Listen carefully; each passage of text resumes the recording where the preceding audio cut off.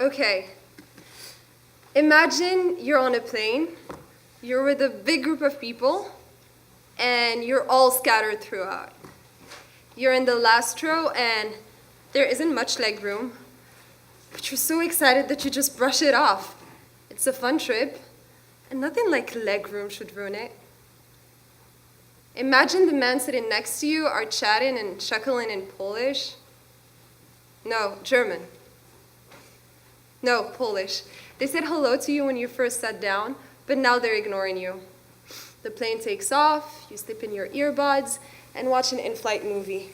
It's an old comedy with that one actor, but it's not funny, so you just fall asleep.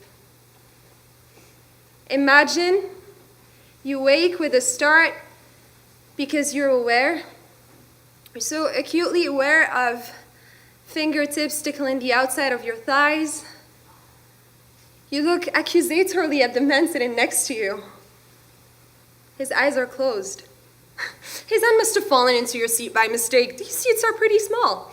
You nudge his hand back to his seat and fall back into sleep. Wait. But imagine you wake up again and you feel his hands reaching in between your legs.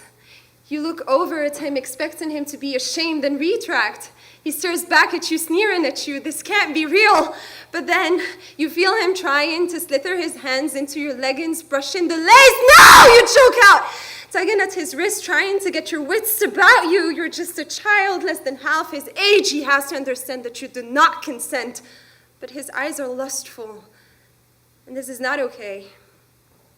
Everybody says respect your elders, but he keeps insisting and your head is reeling. The plane is asleep, oblivious to your struggle. Imagine you keep pushing him off and he keeps pushing forward and you're trying to communicate that this is far from okay, but even if the spoken words are different, even if he doesn't speak English, your desperation means no in every single language. His hand won't stop and the tears are streaming. You're trying to cry, but you can't find the sound. Imagine a boy across the aisle catches your attention, motioning to the back of the plane. You muster your courage, wriggle out of your seat, escaping the old man's grasp. The boy English is broken, but he asks if you're okay. No, you reply without further questions. The boy goes back to his seat, grabs his bag, and sits down next to the old man. He hands you your backpack and motions you to sit next to his family. He could have done nothing.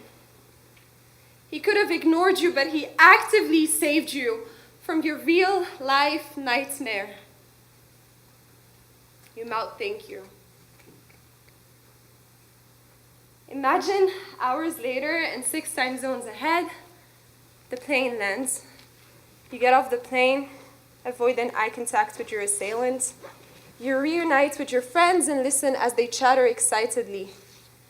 In line to get a stamp on your passport, a memento of the journey. You see him.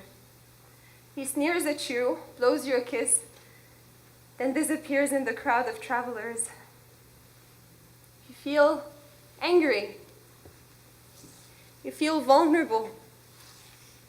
You feel nauseous. But you repress it.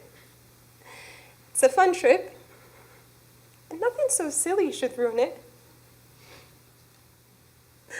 Later, you travel back home, and still you repress it. It's an exciting trip, and nothing so trivial should ruin the memory. You repress it because you're a good girl, because you don't want them to see you differently. Because how would you tell your parents? You repress it